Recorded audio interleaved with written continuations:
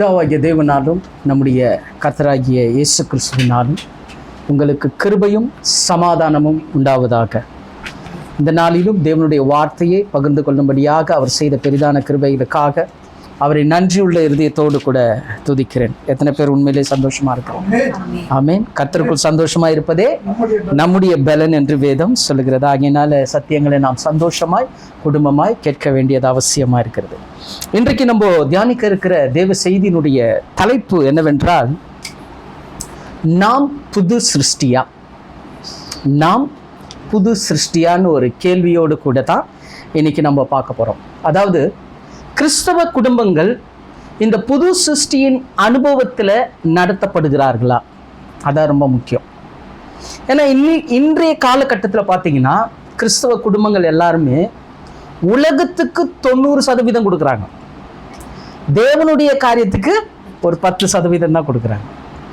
ஆனால் தேவன் நம்மை தெரிந்து கொண்டதின் நோக்கம், நம்மை ரட்சித்ததின் நோக்கம், ஒரு திட்டம், அது என்னன்னு பார்த்தீங்கன்னா அதுதான் புது சிருஷ்டியின் அனுபவம்.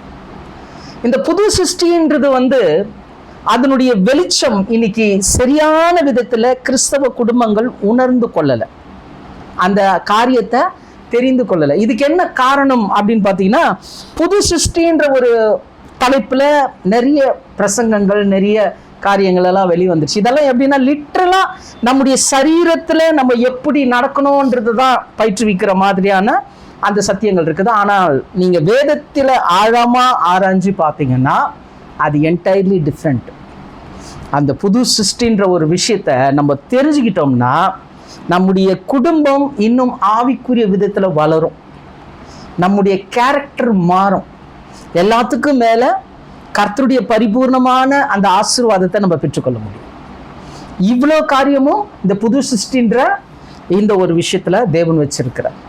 ஸோ நமக்கு தெரிந்த ஆதாரமான ஒரு வசனம் 2 கொரிந்தியர் 5ஆம் அதிகாரம் 17-18 வசனத்தை வாசிக்கலாம். இப்படி இருக்க ஒருவன் கிறிஸ்துவுக்குள் இருந்தால், என்னவா இருந்தால்? கிறிஸ்துவுக்குள் இருந்தால், கிறிஸ்துவுக்குள் இருந்தால் புது சிருஷ்டியாய் இருக்கிறான். கிறிஸ்துவுக்குள் ஒருத்தன் இருந்தா அவன் என்னவா இருக்கிறானா? புது சிருஷ்டியாய் இருக்கிறான். பழையவைகள் ஒழிந்து போயின, பழையவைகள் ஒழிந்து போயின, எல்லாம் புதிதாயின, எல்லாம் புதிதாயின. இவையெல்லாம் தேவனாலே உண்டாயிருக்கிறது. என்னவா? தேவனாலே உண்டாயிருக்கிறது. அவர் இயேசு கிறிஸ்துவை கொண்டு நம்மை தம்மோடே ஒப்புரவாகுதலின் ஊழியத்தை எங்களுக்கு ஒப்பு கொடுத்தார். ஊழியத்தினுடைய நோக்கம் என்ன? பிதாவாகிய தேவன் நமக்கு செய்யற திட்டம் என்ன? அதை கிறிஸ்து இயேசுவின் மூலமா எப்படி நடப்பிக்கிறாருன்றதான் இந்த வசனத்துல சொல்றார். அதாவது ஒருவன் கிறிஸ்துவுக்குள் இருந்தால் அவன் என்னவா இருக்கிறானா? புது சிருஷ்டியா இருக்கிறானா. அப்ப அந்த புது சிருஷ்டியா இருக்கும்போது பழையவைகள் ஒழிந்து போயின, எல்லாம் புதிதாயின. இப்ப நம்ம ஒரு கேள்வி கேட்டுக்கணும், பழையவைகள் ஒழிஞ்சிருச்சா, எல்லாமே புதிதாயிடுச்சா? நம்ம கிறிஸ்துவுக்குள்ளதான் இருக்கிறோம், ஆனா ஆயிடுச்சா? இந்த கேள்விக்கு என்ன பதில் சொல்லுவோம்? சொல்லுங்க. புரியுதுங்களா? இப்ப ஏன்னா இந்த வசனத்தை படிக்கும் போது நமக்கு என்ன தோணுதுன்னா, பழசு ஒழியல, பழசு புதிதா மாறல, எல்லாமே புதிதா மாறல, பழசும் ஒழியல. அப்படின்னும் போது நாம் நம்மை பார்த்து நம்ம என்ன ஜட்ஜ் பண்ணோம்னா, புது சிருஷ்டியின் அனுபவத்துக்குள்ள நான் இல்லை. இங்கதான் சாத்தான் ஒரு மிகப்பெரிய ஒரு காரியத்தை செஞ்சுட்டான். ஆனா இது அப்படி அல்ல. தொடர்ந்து பார்க்கும்போது உங்களுக்கு புரியுதுங்களா? இப்போ அந்த இடத்துல சொல்றாரு, இதை யார் நடப்பிக்கிறாராம்? தேவன் நடப்பிக்கிறாராம். அப்ப நல்லா யோசனை பண்ணி பாருங்க. நம்ம ரட்சிக்கப்பட்டிருக்கிறோம், தேவன் நம்ம ரட்சித்து இருக்கிறாரு. அப்ப இந்த புது சிருஷ்டியின் அனுபவத்தை நம்மளுக்கு கொடுத்திருப்பாரா, கொடுக்க மாட்டாரா? கொடுத்திருக்கிறாரு. மிஸ்டேக் என்னன்னா, இந்த புது சிருஷ்டியின் அனுபவம்னா என்னன்னு நம்ம விசுவாசிங்க தெரிஞ்சுக்கல. எல்லாமே வாய்மொழி தான், எல்லாமே அறகுறையா என்ன பண்ணிட்டாங்க, பிரசங்கம் பண்ணிட்டாங்க. சத்தியம் என்ன சொல்லுது அதான் ரொம்ப முக்கியம். அதான் வேதம் சொல்ல, சத்தியத்தையும் அறிவீர்கள், சத்தியம் உங்களை விடுதலை ஆக்கும். அது ரொம்ப முக்கியம். அதனாலதான் தேவனோடு கூட ஒப்புரவாகிறது தான் இந்த புது சிருஷ்டியினுடைய அனுபவம். இங்க ஒரு கீ கிடைக்குது, ஒரு திறவுக்குள் கிடைக்குது. தேவனோடு கூட ஒரு ஒப்புரவாகிறதுக்கு புது சிருஷ்டி ஒரு அனுபவமா இருக்குது. இப்போ இதை நம்ம தெளிவா புரிஞ்சுக்கணும்னா, நம்ம கிறிஸ்துவுக்குள் இருந்தால் புது சிருஷ்டியா இருக்கிறான்னு வசனங்குது. அப்ப நம்ம கிறிஸ்துவுக்குள் நம்ம புது சிருஷ்டியா இல்லைன்னு நம்ம இறுதியம் நமக்கு சொல்லுதுன்னா அப்ப நம்ம யாருக்குள்ள இருக்கிறோம்? ரொம்ப முக்கியம். அத 1 கொரிந்தியர் 15ஆம் அதிகாரம் 22வது வசனம் வாசிங்க. 1 கொரிந்தியர் 15:22. ஆதாமுக்குள் எல்லாரும் மரிக்கிறது போல கிறிஸ்துவுக்குள் எல்லாரும் உயிர்ப்பிக்கப்படுவார்கள். ஆதாமுக்குள் எல்லாரும் மரிக்கிறது போல கிறிஸ்துவுக்குள் எல்லாரும் உயிர்ப்பிக்கப்படுவார்கள். ரெண்டு விஷயம் இங்க எடுத்துக்கணும் நம்ம.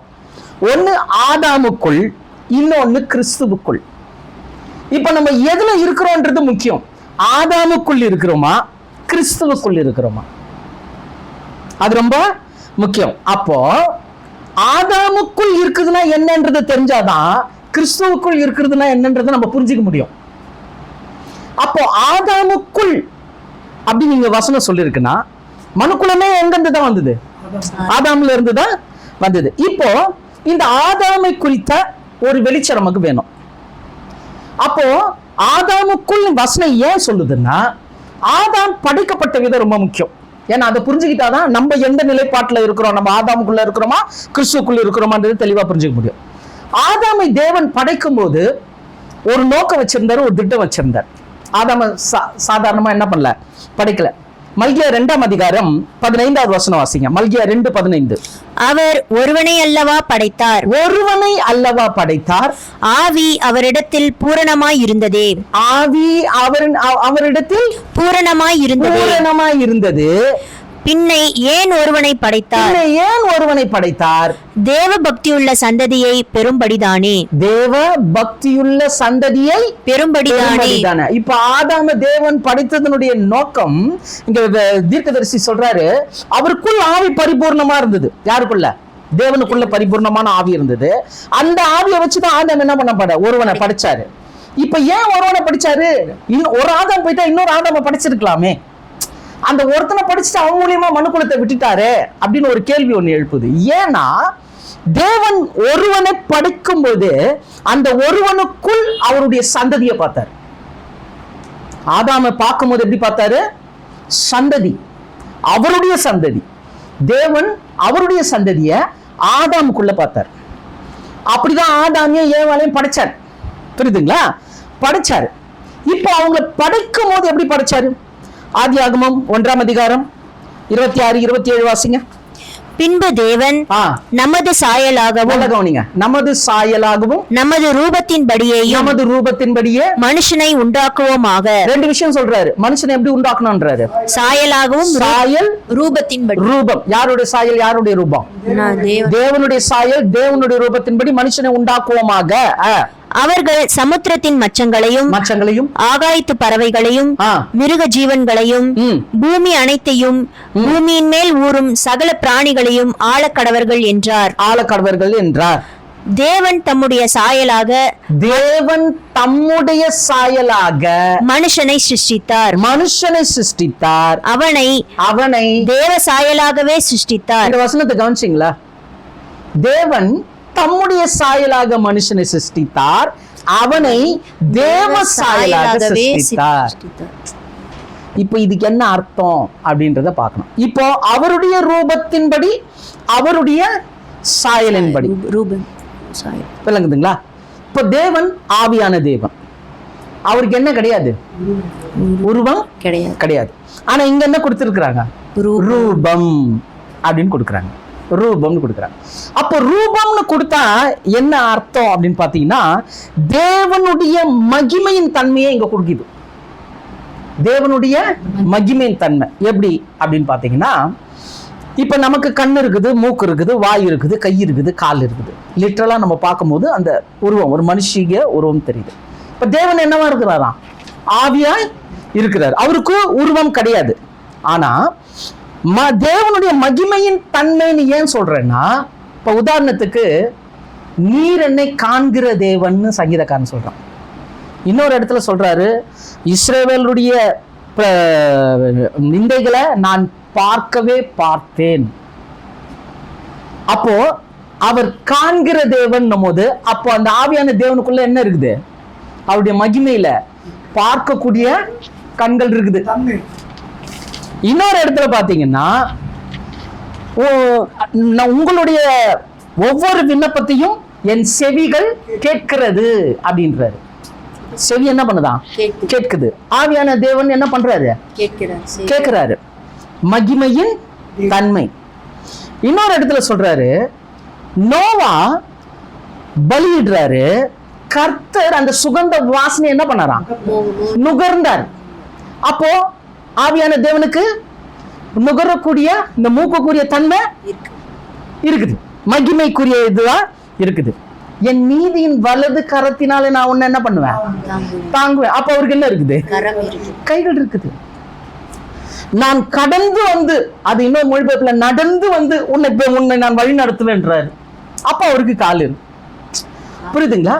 இப்போ லிட்டரலா பார்த்தா தேவன் ஆவியா தான் இருக்கிறாரு.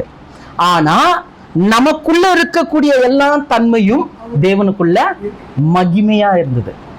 இப்ப இந்த மகிமைய தேவன் எப்படி பண்ணார்னா, ஒரு மெட்டீரியல் தேவைப்பட்டுச்சு. ஆதாம உருவாக்குறதுக்கு தேவனுக்கு என்ன தேவைப்பட்டுச்சு? ஒரு மெட்டீரியல். அந்த மெட்டீரியல் தான் மண்ணு. ஏன்னா அவருடைய அந்த உருவத்தை, அந்த ரூபத்தை அவர் என்ன பண்ணிட்டாரு? உருவாக்கிட்டு சாயல் அப்படின்னு சொல்லும் போது அவருடைய சுபாவத்தின் தன்மை, ரூபம்னு சொல்லும் போது அவருடைய மகிமையின் தன்மை, கண்ணு காது இதெல்லாம் அந்த ஆவியான தேவனுக்கு இருக்கிற மாதிரியே அப்படியே ஒரு மெட்டீரியல் மனுஷனை உருவாக்கிட்டாரு. சாயல்னும் போது அவருடைய சுபாவத்தின் தன்மை. அப்ப மனுஷன் படைக்கப்படும் பொழுது தேவனுடைய சுபாவத்தின் தன்மையில இருந்தான். அதனாலதான் அவன் சாவாமை உள்ளவனா இருந்தான். அவனுக்கு சாவு கிடையாது. தேவன் நித்தியமானவர், சாவாமை உள்ளவர். அதே மாதிரிதான் மனுஷனை என்ன பண்ணாரு? சாவாமை உள்ளவரா வச்சார். ஆனா இவன் என்ன பண்ணிட்டான்? கீழ்ப்படியாமையில சாத்தான் விழ வச்சதுனால என்ன ஆயிடுச்சுன்னா, அந்த மகிமைக்குரிய தன்மை அவனை விட்டு போயிடுச்சு. நான் முன்னாடி சொன்ன மனுஷனை உருவாக்குறதுக்கு தேவன் என்ன என்ன என்ன எடுத்தாரு? அந்த ரூபத்தை கொண்டு வர்றதுக்கு ஒரு மெட்டீரியல், ஒரு மண்ணு தேவைப்பட்டுச்சு. அந்த மண்ணுக்குள்ள அவருடைய சாயலின் தன்மையை அனுப்பின உடனே மனுஷன் ஜீவாத்மாயிட்டான். புரியுதுங்களா? அதனாலதான் இதை நம்ம தெளிவா புரிஞ்சுக்கணும். இப்போ என்ன ஆயிடுச்சுன்னா, மனுஷன் விழுந்ததினால அந்த மகிமையின் தன்மை போயிடுச்சு. அதான் தேவன் கிளியரா சொன்னாரு, இதை புசிக்கும் நாளிலே சாகவே சாவாய்னா என்னுடைய சாயல், என்னுடைய ரூபம், அந்த மகிமையின் தன்மை, என்னுடைய மகிமைக்குரிய சாவாமை, அது என்ன ஆயிடும்? உன்னை விட்டு போயிடும் அப்படின்னு சொன்னார். அப்போ ஆதாம் இருந்த நிலைமை எப்படிப்பட்ட ஒரு நிலைமைன்னா, நம்ம ஆதாமுக்கும் தேவனுக்கும் உள்ள ஒரு நிலைமை, அது அந்த நிலைப்பாடு. ரெண்டு பேரும் இவர் என்ன நிலையில இருந்தாரு, தேவன் என்ன நிலையில இருந்தார்னா, நீங்க லூக்காவின் புஸ்தகம் 3ஆம் அதிகாரம் 38வது வசனத்துல வாசித்து பார்ப்பீங்கன்னா, அந்த இடத்துல சொல்லப்பட்டிருக்கோம். நம்ம தமிழ் வேதாகமத்துல ஆதாம் தேவனால் உண்டானவன் போட்டிருக்கோம்.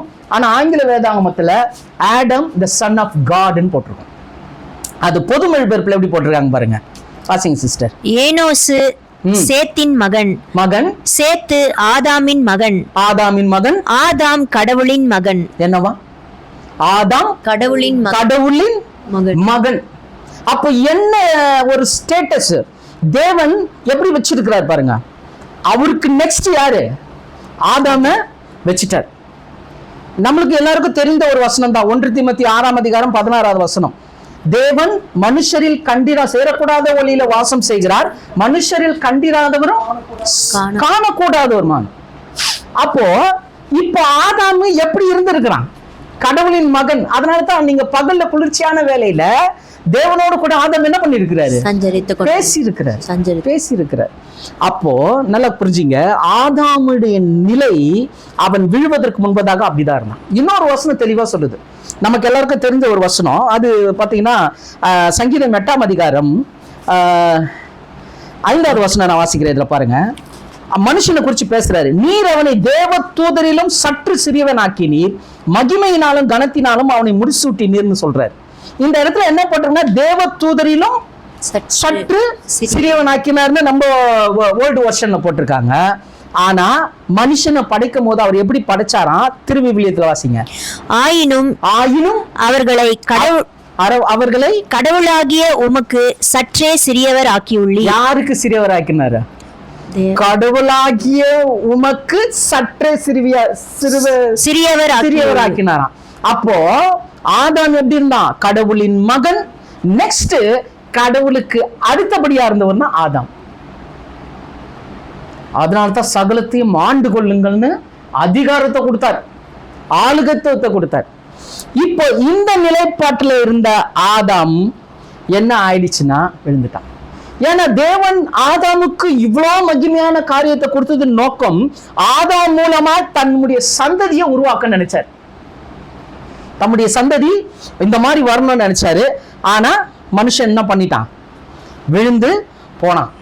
அந்த விழுந்ததுனால தான் வசனம் தெளிவா சொல்லுகிறது. ரோமர் 3ஆம் அதிகாரம் 23வது வசனம் வாசிங்க. ரோமர் 3:23. எல்லாரும் பாவம் செய்து தேவ மகிமை அற்றவர்களாகி. அவ்வளவுதாங்க, தேவ மகிமை அற்றவர்கள். அதுதான் நான் முன்னாடி சொன்னேன். தேவ மகிமையின் தன்மை, அந்த சாவாமை உள்ள தன்மை, அந்த முழுக்க முழுக்க தேவனுடைய அந்த கேரக்டர், அந்த குணாதிசய சுபாவத்தினுடைய தன்மையை வச்சாரு. ஆனா ஆதாம் விழுந்ததுனால ஆதாம் மூலமா மனுக்குலம் எல்லாமே என்ன ஆயிடுச்சுங்க? என்ன ஆயிடுச்சுன்னா தேவ மகிமை அற்றவர்கள் ஆயிட்டாங்க. அதனால இதை புசிக்கும் நாளிலே சாகவே சாவான்னு தேவன் சொன்னார். அந்த நாள் அவன் சாவல. 930 வயசுல தான் என்ன பண்ணாரு? அவரு இறந்தாரு. அப்ப அவர் மரித்தார். சாகவே சாவான்னு சொன்னது எங்கன்னா தேவ மகிமை அவனுக்குள் இருந்து வெளியில போயிடுச்சு. இருந்தது என்னன்னா மெட்டீரியல் தான். ஆதாமுக்குள்ள அந்த மகிமை போன உடனே மெட்டீரியல் மட்டும்தான் இருந்தது. அதனாலதான் அது எங்க எடுத்தாரு? மண்ணில இருந்து எடுத்தாரு. இப்ப அது எங்க தான் போவோம்? மண்ணுக்கு தான் போவோம். அதான் கிளியரா சொன்னார். மண்ணில் இருந்து எடுக்கப்பட்ட நீ மண்ணுக்கே திரும்புவாய். எதனால? கீழ்ப்படியாமைனால. அப்ப புரிஞ்சுக்கணும் இத. இப்போ நம்ம மெயினா பார்க்க வேண்டிய ஒரு விஷயம் என்னன்னா, இப்போ ஆதாம தேவன் என்ன பண்ணிட்டாரு? படைச்சாரு, மகனா படைச்சாரு, அவருக்கு நெக்ஸ்டா படிச்சாரு. இப்ப கீழ்ப்படியாமைனால ஆதாம் விழுந்தான். ஆதாம் மூலமா மனுக்குலமே என்ன ஆயிடுச்சு? விழுந்துச்சு. விழுந்த ஆதாம இப்ப மறுபடியும் என்ன பண்ணணும்? தூக்கி நிறுத்தணும். இப்ப அவன் விழுந்ததுனால அவன் தேவனுடைய மகிமை என்ன பண்ணிட்டான்? இழந்துட்டான். இழந்ததுனால மனுஷன் எப்படி இருக்கிறான்னா சாவுக்கேதுவான சரீரத்தை உடையவனா இருக்கிறான். மண்ணிலிருந்து எடுக்கப்பட்ட அவன் மண்ணுக்கு போயிடுவான். இதான் மனுஷனுடைய நிலைமை. இப்ப இந்த மனுஷனுடைய நிலைமைய இப்ப தேவன் என்ன பண்ணணும்? மாற்றணும். எப்படி மாத்தணும்னா, முன்னாடி பார்த்தோமே, தேவனோடு கூட உறவு, தேவனுடைய பிள்ளையா மாறணும். ரெண்டாவது தேவனுடைய அந்த சகலத்தையும் தேவனுடைய சுபாவத்தையும் அவன் பெற்றுக்கொள்ளணும். முற்று முடிய எப்படி ஆதாம் கடவுளின் மகனா இருந்தானோ அதே போல ஒவ்வொரு மனுஷனும் என்னவா மாறணும்? அந்த உறவுக்குள்ள வரணும். இதை வர வைக்கிறதுக்கு தான் அவர் தம்முடைய குமாரனை அனுப்பினார். ஆதாம் எங்க விழுந்தாரோ அதே இடத்துல இருந்து குமாரனை வச்சார். ஆதாம் விழுந்த இடம் என்ன? மகிமை போயிடுச்சு, மெட்டீரியல் தான் இருந்தது. இந்த மெட்டீரியல் மண்ணிலிருந்து இருந்து எடுக்கப்பட்டது, இது மண்ணுக்கு திரும்பும். இப்போ இயேசுவும் பாவம் அறியாத அவர் நமக்காக பாவமானார், ரத்தமும் மாம்சமும் உடையவரானார். மெட்டீரியல்ல வந்துட்டார் இயேசு. மெட்டீரியல்ல வந்தார். ஏன்னா வந்துதான் ஆகணும். ஆதாம் விழுந்த இடம் மண்ணிலிருந்து எடுக்கப்பட்ட இந்த சரீரம் மண்ணுக்கு போனோம். இயேசு கிறிஸ்துவும் அப்படிதான் வந்தார். ஜீவ பலியா ஒப்பு கொடுக்கும்படி வந்தாரு. அதனால்தான் அவருக்கு வலிச்சுது, அவர் அடிச்சாங்க, அவருக்குள்ள இந்த ரத்தத்தை எல்லாம் எடுத்தாங்க. நிறைய விஷயங்கள்லாம் இது நடக்கிறத நம்ம பார்க்க முடியும். இப்போ இந்த இடத்துல இருந்து ஒரு விஷயம் வரணும். மனுஷனுடைய நிலைமை என்ன ஆயிடுச்சுன்னா டோட்டலா சேஞ்ச் ஆயிடுச்சு. இப்போ நம்ம இருக்கிறது லிட்டரல் இந்த பாடியில தான் இருக்கிறோம். இது சாவுக்கு ஏதுவான சரீரம். இதுல கீழ்ப்படியாம இருக்குது. இந்த கீழ்ப்படியாம சாபம் இருக்கிறதுனால தான் சபைக்கு சொல்லும் போது பவுல் ரொம்ப தெளிவா சொல்றாரு. எபேசியர் 2ஆம் அதிகாரம் 1வது வசனம் வாசிங்க. எபேசியர் 2:1. அக்கிரமங்களினாலும் பாவங்களினாலும் மரித்தவர்களாய் இருந்த உங்களை உயிர்ப்பித்தார். நல்லா கவனிங்க. இப்ப மரித்தவர்களாய் இருந்த உங்களை என்ன பண்ணாரு? உயிர்ப்பித்தார்ன்றாங்க. அப்போ நம்ம மரித்த நிலையில இருக்கிறோம். இப்ப மரித்த நிலையில இருக்கிறோம்னா என்ன அர்த்தம்னா நம்ம உயிரோட தான் இருக்கணும். ஆனா இது தேவனுடைய மூச்சு காற்ற சுவாசிச்சுட்டு இருக்கிறோம். அதுக்குதான் ரெண்டு வித்தியாசம் இருக்குது. நம்ம நிறைய இடத்துல மிஸ்டேக் ஆயிடுறோம். தேவனுடைய ஆவி, தேவனுடைய சுவாசம் ரெண்டு இருக்குது. நம்ம லிட்டரலா என்ன எடுத்துக்கிறோம்னா ஆவினாலே மூச்சு காத்துன்னு நினைச்சுக்கிறோம். அது அப்படி கிடையாது. ஒரு வசனம் வாசிங்களா, அதுல இருக்க யோபு 34ஆம் அதிகாரம் 14வது வசனம் வாசிங்க. யோபு 34:14 முன்னாடியே இருக்கும் சிஸ்டர், நீங்க இப்ப வாசித்த முன்னாடி வசனம். அவர் தம்முடைய இருதயத்தை அவனுக்கு விரோதமாக திருப்பினாராகில். இப்ப மனுஷனை குறிச்சு சொல்லும் போது சொல்றாரு, தேவன் மனுஷனுக்கு விரோதமாய் திருப்பினாராகில் அவனுடைய ஆவியையும் அவனுடைய சுவாசத்தையும் தம்மிடத்தில் இழுத்துக் கொள்ளுவார். ரெண்டு விஷயத்த சொல்றாருங்க, அவனுடைய ஆவி, அவனுடைய சுவாசம். இப்போ சுவாசம்ன்றது தேவன் ஊதுனது, அதுதான் அந்த மெட்டீரியலுக்குள்ள வந்து இன்ன வரைக்கும் நம்ம என்ன பண்ணிட்டு இருக்கிறோம், பிரீத் பண்ணிட்டு இருக்கிறோம். அது வல்லமையுள்ள சுவாசத்தை தான் நம்ம என்ன பண்றோம், சுவாசிக்கிறோம். ஆனா ஆவின்றது என்னன்னா தேவனுடைய சாயல், தேவனுடைய ரூபம், புது சிருஷ்டியின் அனுபவம். அதுதான் தேவனுடைய ஆவி. இப்போ ரட்சிக்கப்பட்டவர்களுக்கு ஏன் பரிசுத்தாவி வேணும்னா இந்த உருவாக்கம் வரணும். இப்ப நம்ம சுவாசத்துல இருக்கிறோம், சுவாசிக்கிறோம். ஆனா உள்ளான மனுஷன், புது சிருஷ்டி எழும்பணும்னா அது மரித்த நிலைமையில இருக்குது. அது எழும்பணும்னா ஜீவன் வேணும். இப்போ ஒரு பிணம் இருக்குது, அது ஏஞ்சிக்கணும்னா அதுக்கு என்ன சுவாசம் தேவை. அதே மாதிரி உள்ளான மனுஷன், இப்ப நம்ம இருக்கிறோம், நம்ம லிட்டரல் பாடியில இருக்கோம், ஆனா உள்ளான மனுஷன் மரித்த நிலைமையில இருக்குது. எப்படி ஆதாம் மூலியமா ஆயிப்போச்சு அந்த நிலைப்பாடு, தேவ மகிமைக்குரிய அந்த நிலைப்பாடு டெட் ஆயிடுச்சு. இப்போ அதை எழுப்பணும்னா அதுதான் சொல்றாரு எபேசியர் 2:1, அக்கிரமங்களினாலும் பாவங்களினாலும் மரித்தவர்களா இருந்த உங்களை அவர் என்ன பண்ணாராம், உயிர்ப்பித்தார்னா உள்ள ஒரு ஜீவனை அவர் கொடுக்கிறத பார்க்க. அதுல 5வது வசனம் கூட வாசிங்க சிஸ்டர், எபேசியர் 2ஆம் அதிகாரம் 5வது வசனம். அக்கிரமங்களில் மரித்தவர்களாய் இருந்த நம்மை கிறிஸ்துவுடனே கூட உயிர்ப்பித்தார். எவ்வளவு பெரிய வார்த்தை பாருங்களேன். அக்கிரமங்களால் மரித்து போயிருந்த நம்மை கிறிஸ்துவுடனே என்ன பண்ணாராம், உயிர்ப்பித்தார். கிருபையினாலே ரட்சிக்கப்பட்டீர்கள். அதுதான் ஏன் நம்ம ரட்சிக்கப்பட்டோம் அப்படின்னா, ஐயா சொன்னாரு, அம்மா சொன்னாரு, நான் கிறிஸ்துவனா மாறிட்டேன், நான் பாரம் இல்ல. உங்களுக்குள்ள ஒரு உயிர்ப்பித்தல் வரணும். உங்களுக்குள்ள இருக்கக்கூடிய அந்த அக்கிரமத்துக்குரிய அந்த நிலைப்பாடு, அந்த மரித்த நிலைமை மாறணும். உங்களுக்குள்ள புதிய ஜீவன் வரணும். அதனால்தான் இயேசு தன்னை குறித்து டிக்ளேர் பண்ணார் இல்லையா, யோவான் 14ஆம் அதிகாரம் 6வது வசனம். அதற்கு இயேசு நானே வழியும் சத்தியமும் ஜீவனுமாய் இருக்கிறேன். என்னாலே அல்லாமல் ஒருவனும் பிதாவினிடத்தில் வரான். இதுதான் வேணும். இப்ப இயேசு இங்க என்ன சொல்லிட்டாருன்னா, நமக்குள்ள இருக்கக்கூடிய அந்த மரித்து போன நிலைமை எழுமணும்னா ஜீவன் வரணும். அந்த ஜீவன் யாரா, இயேசுதான் அந்த ஜீவன். இப்ப இயேசு அந்த ஜீவனா இருக்கிறதுனால அவர் சொல்லிட்டாரு, நான் தான் ஜீவன், நான் உனக்கு ஜீவனை கொடுத்தாதான் நீ யார்கிட்ட வர முடியும், பிதாவின் இடத்துல வர முடியும். ஏன்னா பிதா ஆதியில ஆதாமோடு கூட எப்படி இருந்தாரு, கடவுளின் மகனா இருந்தாரு ஆதாம். இப்ப அந்த நிலைப்பாட்டுக்குள்ள போனோம்னா மரித்த நிலையில நமக்குள்ள இருக்கக்கூடிய உள்ளான மனுஷன் இந்த புது சிருஷ்டிக்குள் ஜீவன் வரணும். இந்த ஜீவனை இயேசு கொடுத்தார். இந்த ஜீவனை கொடுத்தார் என்பதற்குரிய ஆதாரம் நம்முடைய ரட்சிப்பு. ரட்சிப்பு சாதாரணமான விஷயம் கிடையாது. இந்த உலகத்துல நிறைய சாமியை கும்பிட்டுன்னு இருந்தேன், இயேசுநாதரை கும்பிட ஆரம்பிச்சிட்டேன், அதனால நான் கிறிஸ்தவன் இல்லை. அது மதம். மாற்றம் என்ன தெரியுமா, உலகத்துல மரித்த நிலைமையில இருந்த என்ன இயேசுவை ஏற்றுக்கொண்டேன், அவருக்குள்ள இருந்த ஜீவன் எனக்குள்ள வந்து நித்திய ஜீவன் வந்துச்சு, நான் புது சிருஷ்டியா இருக்கிறேன். ஆனாதான் ஒருவன் கிறிஸ்துவுக்குள் இருந்தா, ஆதாமுக்குள் இருந்தா மரித்த நிலை, அவன் விழுந்த நிலை, கிறிஸ்துவுக்குள் இருந்தா உயிர்த்த. புது சிருஷ்டியின் அனுபவம் எங்க வரணும், உள்ள இருக்கு. இப்ப சொல்லுங்க, புது சிருஷ்டின்னா நமக்குள்ள இருக்குதா, இருக்கு. பழையவைகள் எல்லாம் ஒழிந்து போயின, எல்லாம் புதிதாயின, இது நமக்குள்ள இருக்குதுன்னா இருக்கு. ஏன்னா புது சிருஷ்டி சரீரம் அல்ல, நாட் a literal body. அது உள்ளான ரீதியில இருக்கு, இன்சைட், உள்ள நடக்கிறது, ஆவியில நடக்கிறது.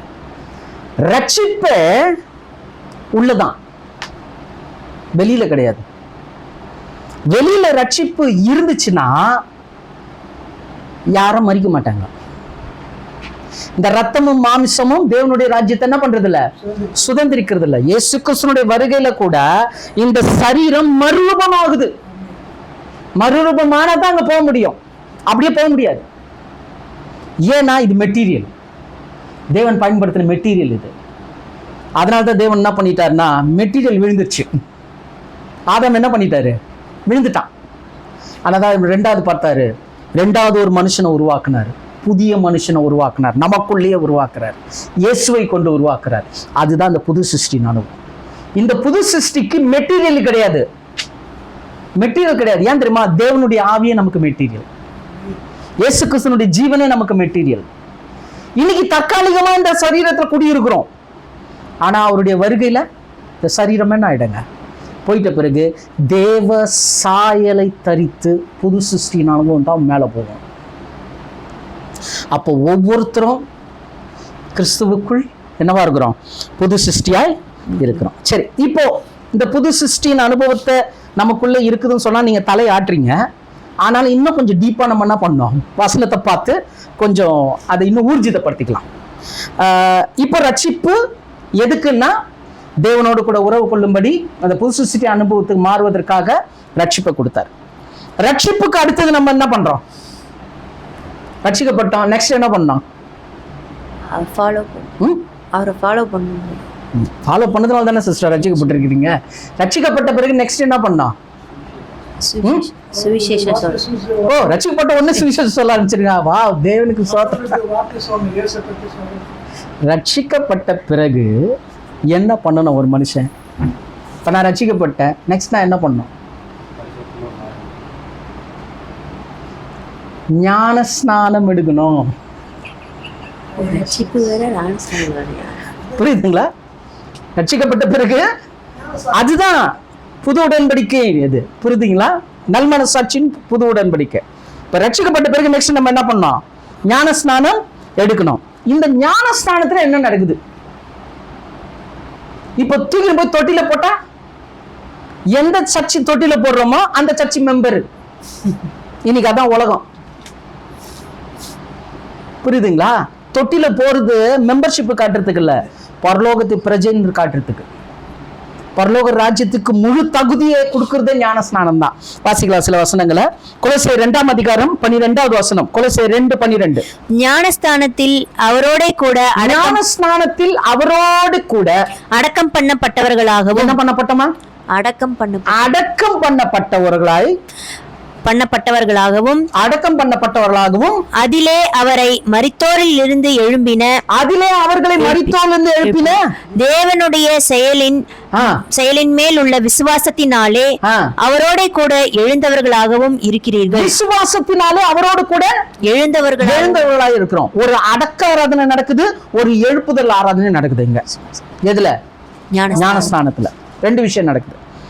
அடக்க ஆராதனை என்னன்னா, எனக்குள்ள இருந்தது பாருங்க, மரித்த நிலைமை, அக்கிரமங்களினாலும் பாவங்களினாலும் மரித்த உங்களை, உயிரோடு இருக்கிறவர் தான் சொல்றாரு, மரித்த உங்களைன்னா ஒரு மரித்த ஒரு சடலத்தை வீட்டிலே வச்சுக்க முடியுமா?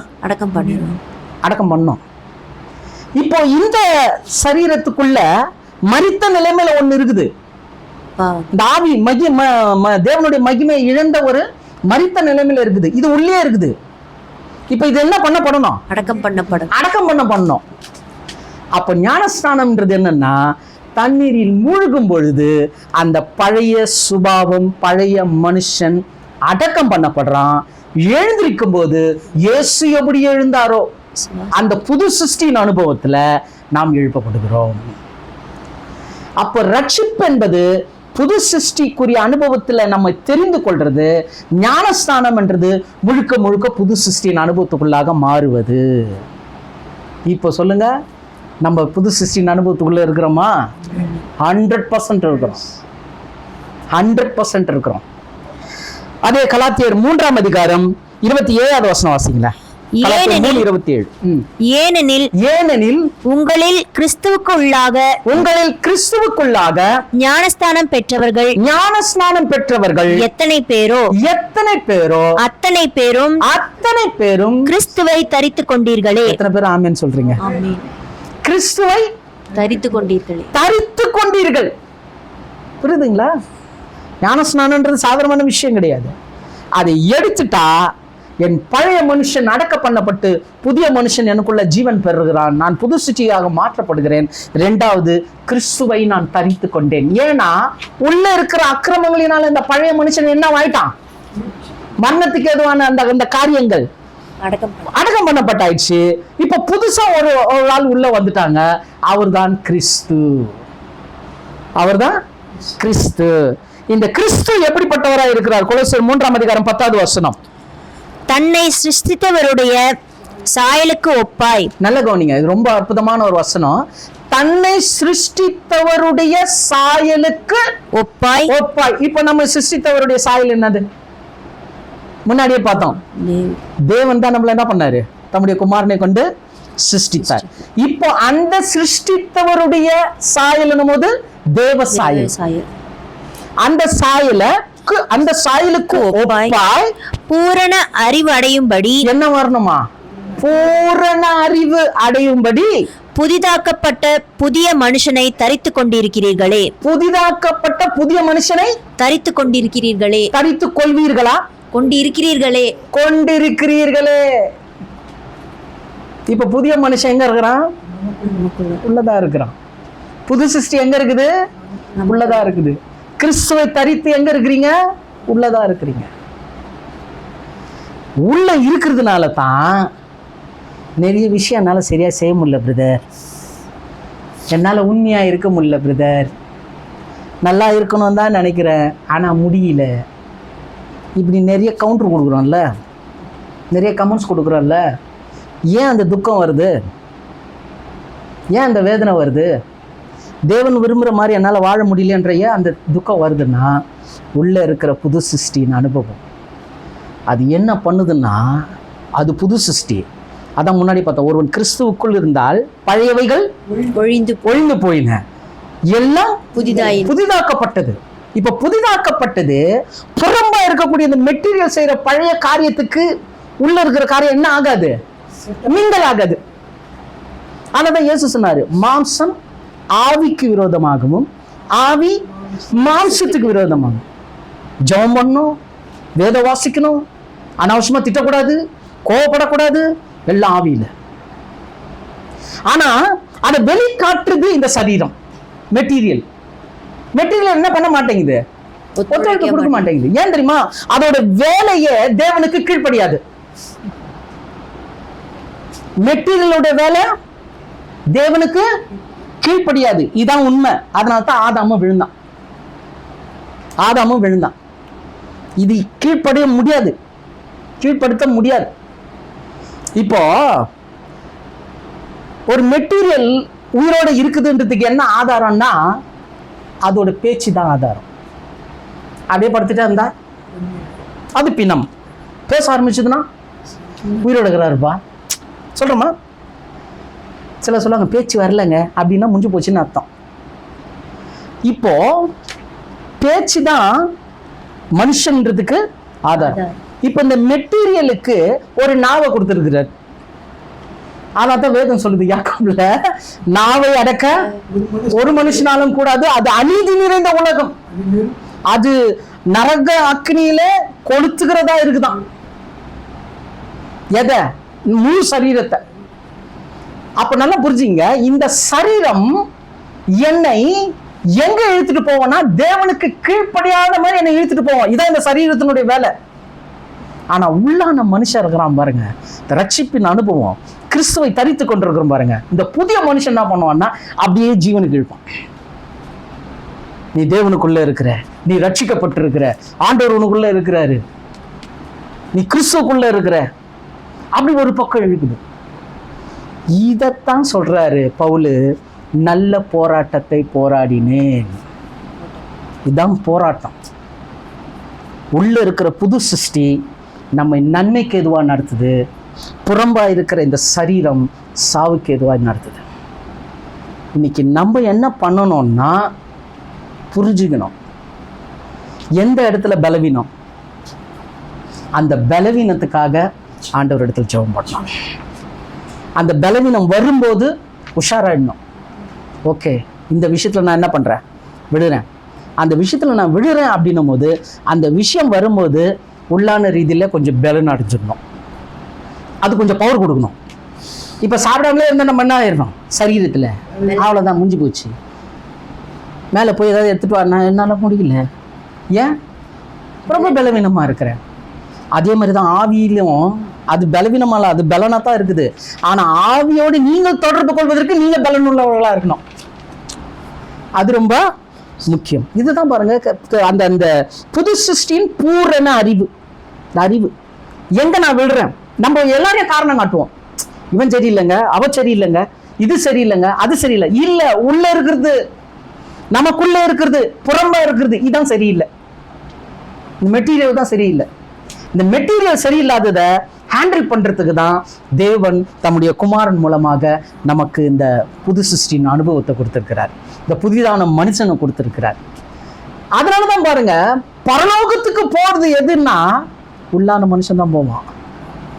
ஏன்னா அது பரிசுத்தமா இருக்குது, அது சுத்தமா இருக்குது, அது பாவம் செய்யாது. புரியுதுங்களா? அது பாவம் செய்ய முடியாது. ஆனா இயேசு பாருங்க, இந்த உலகத்துல வந்து அவர் பட்ட பாடு. இப்போ முதல் ஆதாம தேவன் எப்படி பார்த்தாருன்னா, அவன் மூலமாக ஒரு சந்ததியை பார்த்தாரு. விசுவாச சந்ததி அவன் மூலமா என்ன பண்ணான், உருவாகணும்னு பார்த்தாரு. இல்ல, இப்ப என்ன பண்ணிட்டாருன்னா கிறிஸ்துவை நமக்கு கொடுத்து அந்த சந்ததியா நம்மள மாத்திட்டார். உங்களை என்னையும் அந்த சந்ததியில மாட்டார். அதனால தான் இயேசு கிறிஸ்துவ குறிச்சு அந்த ஏசாயா 53ஆம் அதிகாரத்துல வரும். ஏசாயா 53:10 வாசிங்க. ஏசாயா 53:10. கர்த்தரோ அவரை நொறுக்க சித்தமாகி, நல்ல கவனிங்க, கர்த்தரோ அவரை நொறுக்க சித்தமாகி அவரை பாடுகளுக்கு உட்படுத்தினார். அவருடைய ஆத்துமா தன்னை குற்ற நிவாரண பலியாக ஒப்பு கொடுக்கும் போது, பாயிண்ட் அவுட் பண்ண இந்த வார்த்தையை. இப்போ கர்த்தர் நொறுக்க சித்தமாயிட்டாரு, அவர் ஒப்பு கொடுத்துட்டாரு. அப்போ ஒப்பு கொடுக்கும் போது ஒரு விஷயம் நடக்குது. ஒப்பு கொடுக்கும் போது அவருடைய ஆத்துமா தன்னை குற்ற நிவாரண பலியாக ஒப்பு கொடுக்கும் போது அவர் தமது சந்ததியை கண்டு, என்னவா சந்ததியை கண்டு, அவர் தமது சந்ததியை கண்டு நீடித்த நாளாய் இருப்பார். இயேசு கிறிஸ்துவனுடைய பாடு, மரணம், தேவன் அவர் நொறுக்க சித்தமானதெல்லாம் இவ்வளோ காரியத்தை தேவன் இயேசு கிறிஸ்து பொறுத்துக்கிட்டார்னா ஒரே ஒரு சந்தோஷம்தான். என்ன சந்தோஷம் தெரியுமா? முதல் ஆதாம் மூலமா ஒரு சந்ததியை தேவன் எதிர்பார்த்தாரு. இரண்டாம் ஆதாம் ஆகிய என் மூலமா தேவன் இன்னொரு சந்ததியை எதிர்பார்க்கிறாரு. அந்த சந்ததி விழக்கூடாது. அந்த சந்ததி விழக்கூடாதுன்னு சொல்லிட்டு அவ்வளவு பாடுகள் மத்தியிலும், அவ்வளவு போராட்டத்தின் மத்தியிலும், அவ்வளவு நோவுகளின் மத்தியிலும் உங்களையும் என்னையும் இயேசு சிலுவையில பார்த்திருக்கிறார். புரியுதுங்களா? சந்ததியை கண்டு நீடித்த நாளாய் இருப்பார். கர்த்தருக்கு சித்தமானது அவர் கைகளினாலே வாய்க்கும். இப்ப சொல்லுங்க, சிலுவையில இயேசு வெற்றி சிறந்தாரா? வெற்றி சிறந்தார்.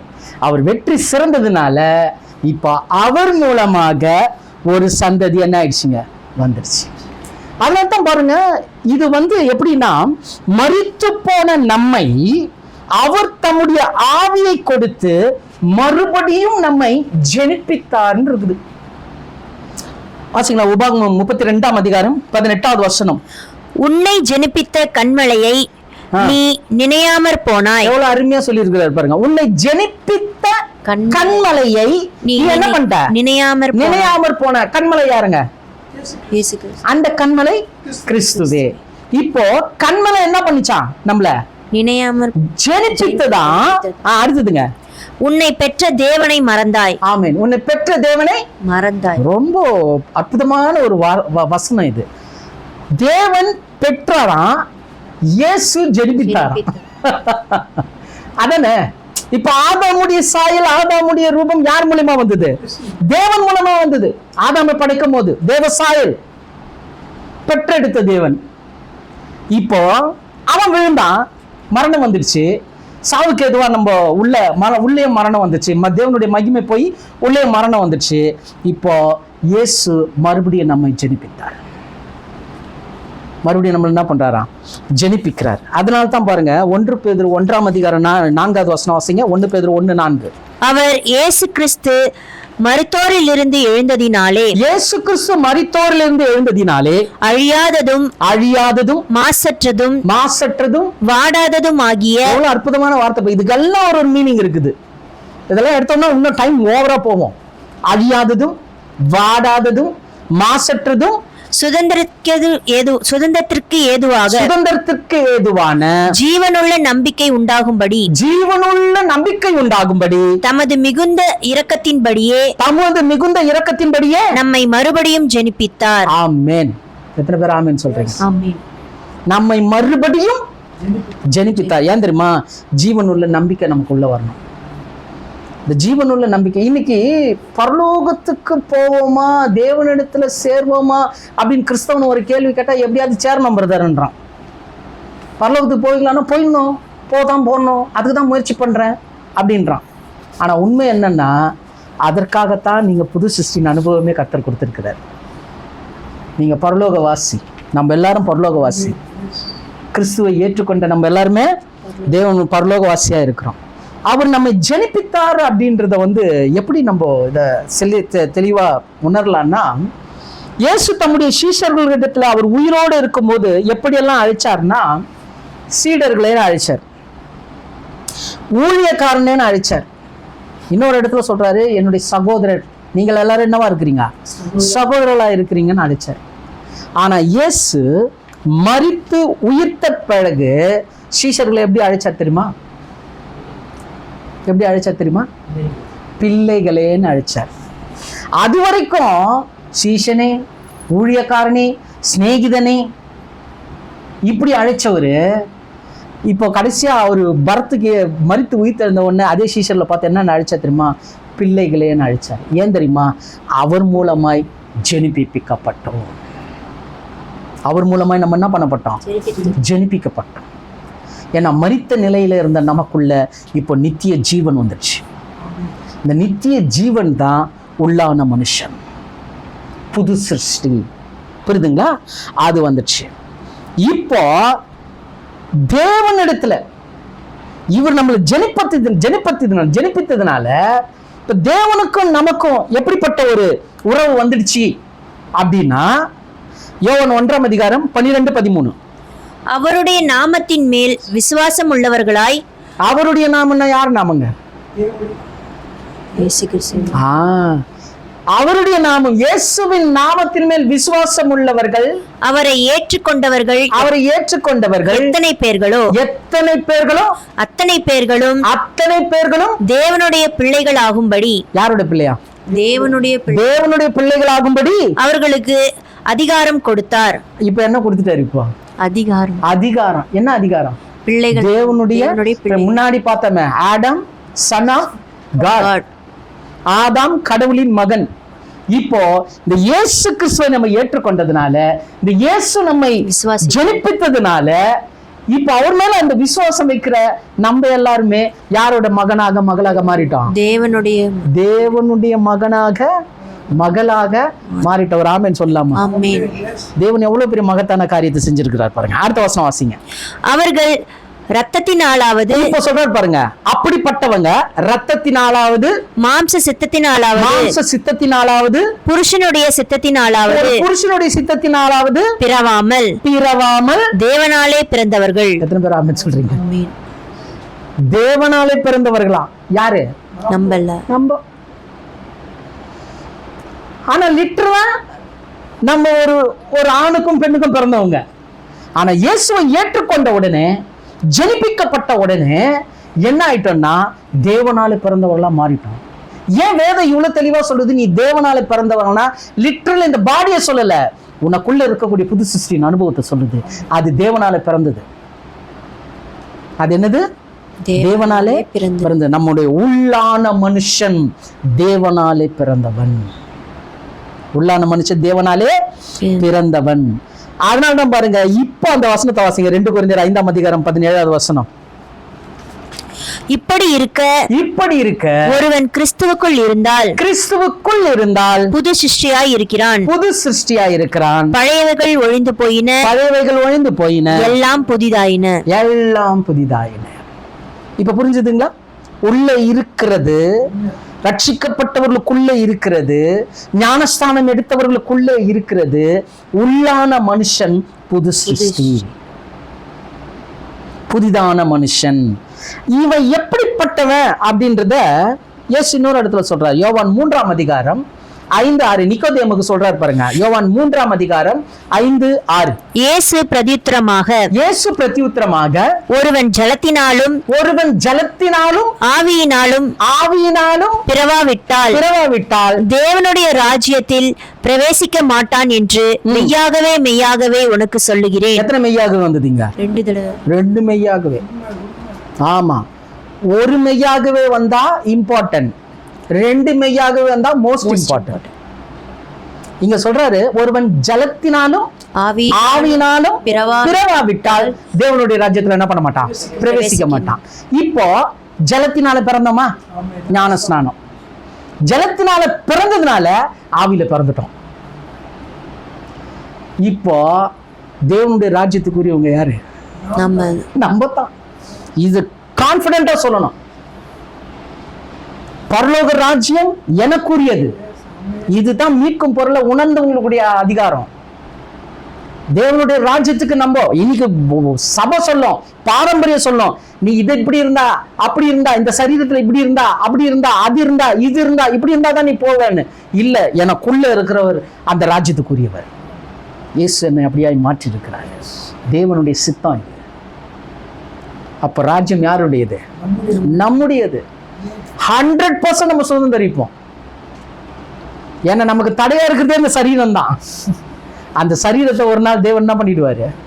ஒண்ணு மரணத்தின் மூலமா எடுப்பாரு, இல்ல அவருடைய வருகையில மறுரூபமா படுத்தி எடுத்துருவாரு. இது 2ம் போயிடுச்சுன்னா அதுக்கப்புறம் நம்ம சொல்றீங்கல்ல, என்னால இப்படி இருக்க முடியல அப்படி இருக்க முடியல, இல்ல முழுக்க இயேசுவை போலவே இருப்பீங்க. அப்போ அது எப்படி இருக்கும்? அப்போ நமக்குள்ள தேவன் எவ்வளவு பெரிய ஒரு திட்டத்தை வச்சு நோக்கத்தை வச்சு நிறைவேற்றிருக்கிற அந்த புது சிருஷ்டியின் அனுபவம்ன்றது எவ்வளவு முக்கியங்க, எவ்வளவு முக்கியம். கர்த்தர் நமக்கு கிருபையா கொடுத்திருக்கிறார், நம்ம செலக்ட் பண்ணி நம்மளை ரட்சித்திருக்கிறார்.